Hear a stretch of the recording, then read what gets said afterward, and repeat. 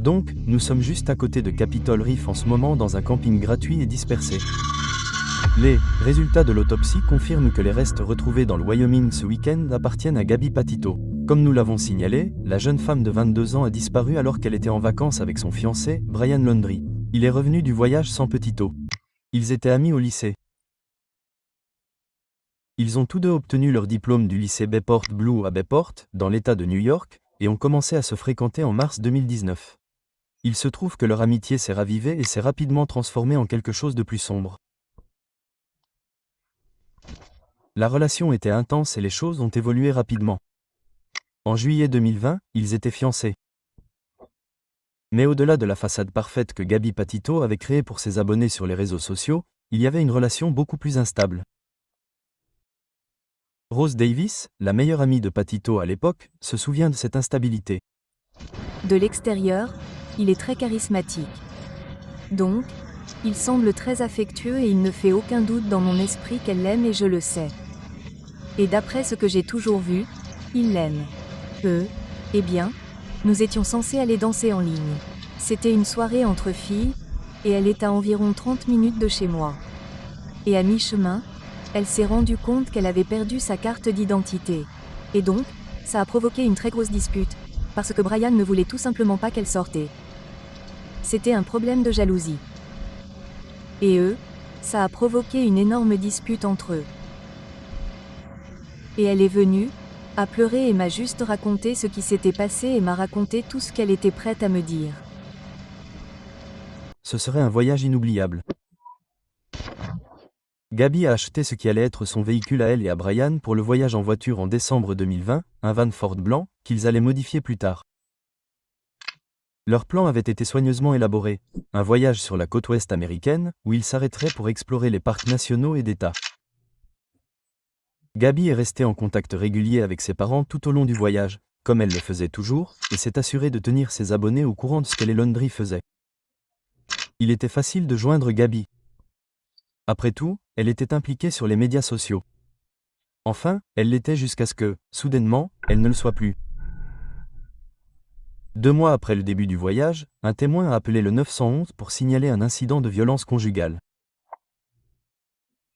À l'intérieur d'un van Ford blanc immatriculé en Floride, l'appelant a aperçu une fille en train de se faire gifler. C'était Petito. Salut, j'appelle. Je suis juste au coin de Main Street près de Moonflower et nous passons en voiture et j'aimerais signaler une dispute conjugale. Floride avec une camionnette blanche, plaque d'immatriculation de Floride, terre blanche, monsieur, 56 Barbe. Ils viennent de démarrer. Ils descendent Main Street. Ils ont tourné à droite sur Main Street depuis Moonflower. Que faisait-il? Un agent? Mais qu'est-ce que vous dites? Que faisait-il? Nous sommes passés en voiture et le monsieur giflait la fille. Qui la giflait? Oui. Suite à cet appel au 911 passé le 12 août 2021, la rencontre du couple avec les policiers de la ville de Moab, dans l'Utah, est filmée par une caméra corporelle. Ces images finiront par représenter une partie essentielle de ce qui allait devenir l'une des plus grandes enquêtes pour homicide de 2021. Je ne suis pas allé aussi loin. Elle était en hyperventilation. Elle dit qu'ils ne boivent pas, mais au moment où tu les as mis en garde. Ils ne boivent pas ou quoi que ce soit. J'ai commencé à lui crier dessus et puis quand il a commencé à lui donner un coup de poing dans le bras, comme s'il avait heurté le trottoir. Tu as dit que c'était Gabby. Je suis désolé, je pensais que c'était Gabby. Ouais. Petite question, tu as dit que tu le frappais au bras. As-tu attrapé le volant? Non, je ne l'ai pas fait. Tu n'as pas touché le volant, mais seulement pendant 1 seconde parce que j'ai juste vu les lumières s'allumer et c'était plutôt comme si tu savais. Mais as-tu attrapé le volant et fait une embardée ou quelque chose comme ça? Je ne sais pas du tout. Elle était déjà. Je ne sais pas, elle est déjà en train de se balancer là. J'étais censé être là et vous avez 4 frères ici.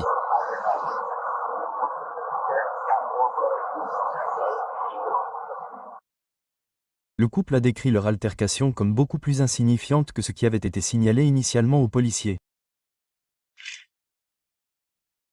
Selon certaines informations, l'homme et la femme ont déclaré être amoureux et fiancés et qu'ils ne souhaitaient absolument pas voir quiconque accusé d'un crime. Après avoir évalué l'ensemble des circonstances, je ne pense pas que la situation ait dégénéré au niveau d'une agression domestique, mais plutôt à celui d'une crise de santé mentale, a déclaré un représentant de la police de Moab. Au lieu de cela, Gabi a été décrite comme confuse et émotive. Le couple a été séparé pour la nuit par la police et Patito a dormi dans la camionnette tandis que Laundrie a été emmené dans un motel voisin. 5 jours plus tard, le 17 août 2021, Laundrie a pris l'avion pour Tampa, en Floride, depuis Salt Lake City. Il serait rentré chez lui pour récupérer quelques affaires et vider et fermer l'unité de stockage afin d'économiser de l'argent, car ils envisageaient de prolonger le voyage. On ne sait pas si c'est tout ce qu'il a fait pendant son absence d'une semaine, et il n'est pas exclu que Laundrie ait pris un certain temps pour élaborer un plan. Mais le 23 août, il est retourné à Salt Lake City et a rejoint Patito. 4 jours plus tard, le couple a été aperçu dans le Wyoming, une fois de plus en train de se disputer. Patito aurait été en larmes pendant toute la visite du couple au restaurant tandis que Laundrie, inconscient des autres personnes qui l'entouraient, lui criait dessus. Le couple n'arrêtait pas d'entrer et de sortir du restaurant, et Laundrie aurait également perdu son sang-froid envers le personnel du restaurant.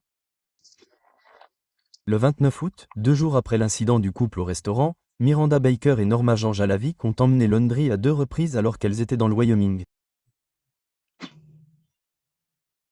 Bonjour, je m'appelle Miranda Baker et le 29 août, mon petit ami et moi sommes allés chercher Brian au parc national de Grand Teton à 17h30 du soir à Culte Bay.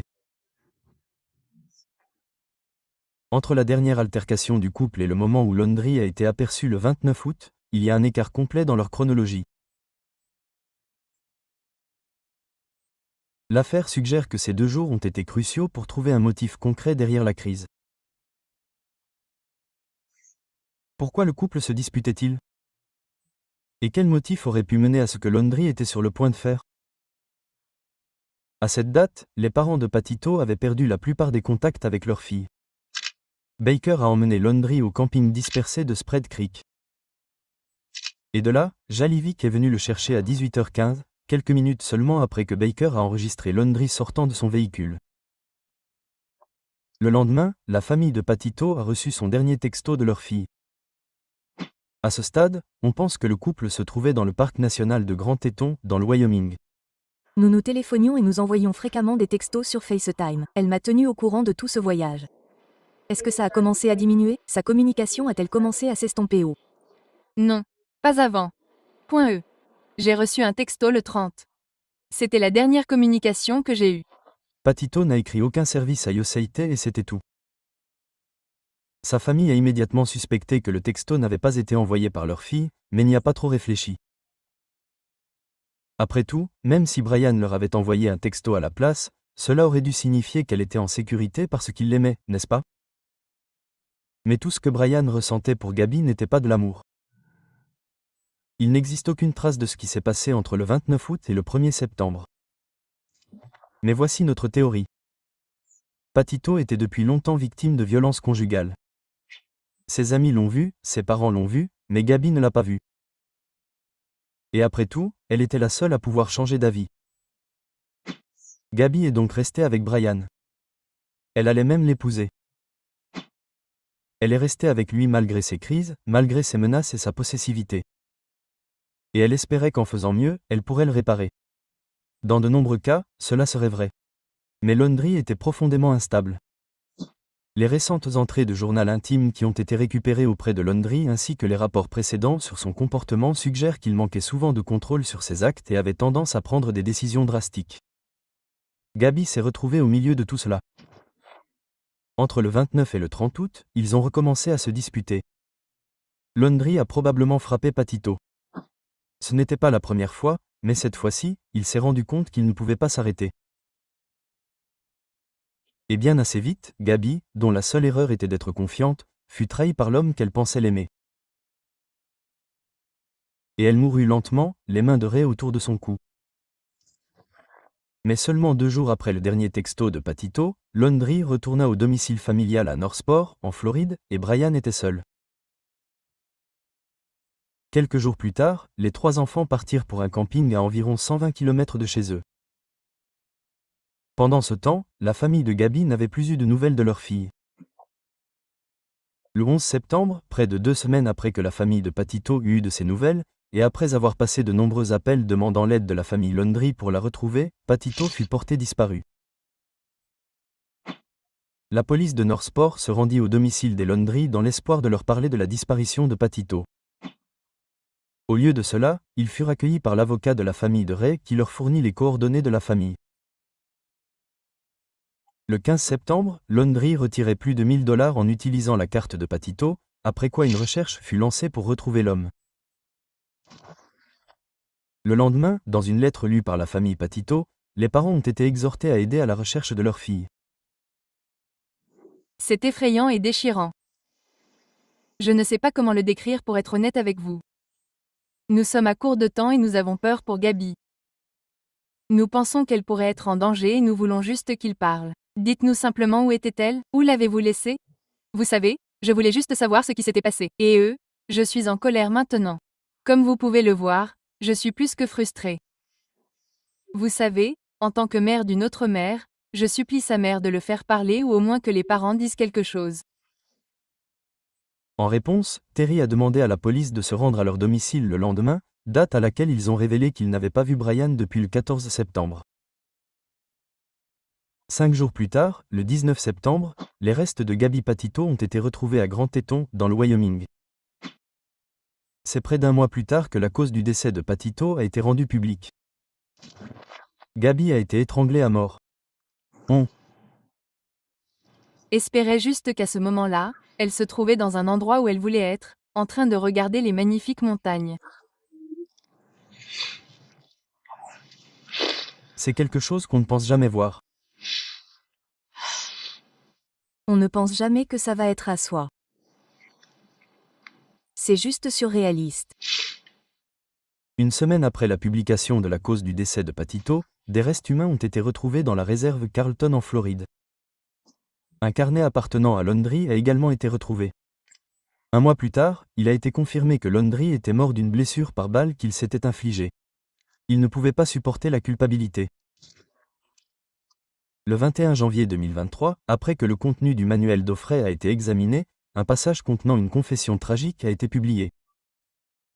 Et encore une fois, il s'agit effectivement de la confession écrite par Brian Laundrie. Je cite, « J'ai mis fin à sa vie. J'ai pensé que c'était miséricordieux que ce soit ce qu'elle voulait. Mais je vois maintenant toutes les erreurs que j'ai faites. J'ai paniqué, j'étais sous le choc. Mais à partir du moment où j'ai décidé de lui enlever sa douleur, j'ai su que je ne pourrais pas continuer sans elle. » Un mois plus tard, le 14 février 2023, la famille Patito a déposé sa première plainte contre la famille Laundrie. Ils ont affirmé que les parents de Ray étaient au courant de la mort de Gabi avant que leur fils ne soit retrouvé et qu'ils l'avaient caché aux pommes de terre. Sachant que Gabi était morte, sachant que leur fils l'avait assassinée, sachant où se trouvait le corps. L'action a été intentée à la suite d'une lettre de la mère de Ray trouvée dans ses affaires. Elle proposait à son fils de l'aider à enterrer un corps. La lettre se termine par une tâche pour Laundrie. Brûlée après lecture. Terry a cependant affirmé que la lettre avait été écrite avant la disparition de Patito. Ce comportement doit être atroce et totalement intolérable dans une société civilisée. Vous savez, les gens qui sont confrontés à des défis difficiles doivent faire des choix difficiles. Le procès aura lieu le 23 août 2023. Les Patito ont également déposé une deuxième plainte, cette fois contre le service de police de Moab, dans l'Utah, affirmant que les mesures prises pour protéger Gabi lors de leur rencontre avec elle n'étaient pas suffisantes. Des mesures qui auraient pu lui sauver la vie. Ils ont publié un selfie pris par Patito le jour de la déposition dans l'Utah, espérant qu'il n'était pas trop tard pour que les souffrances de leur fille soient dûment reconnues. L'avocat des Patito a déclaré: selon les données disponibles, l'image a été prise à 16h37, à l'heure approximative du premier appel au 911 ou avant. Mais le problème au cœur du problème n'est pas seulement l'histoire malheureuse de Gabi. Il y a des milliers de Gabi qui souffrent tout en silence. En réponse, la famille Patito s'est jointe aux législateurs de l'Utah le 30 janvier 2023, lorsque le Sénat a voté à l'unanimité en faveur du protocole d'évaluation de la létalité, une nouvelle loi qui oblige les agents à poser 11 questions lors de l'évaluation d'éventuels cas de violence domestique. Si la victime répondait par l'affirmative à l'une de ces questions, les agents seraient tenus, en vertu de la loi, de l'orienter vers un groupe de défense pour obtenir de l'aide. La mort de Gabi doit entraîner un changement. Elle montre les conséquences de ne pas donner la priorité à ses expériences et à ses sentiments et le fait que le danger pourrait être de dormir dans le même lit que vous. Alors abonnez-vous pour regarder le meilleur qui soit. Et à la prochaine.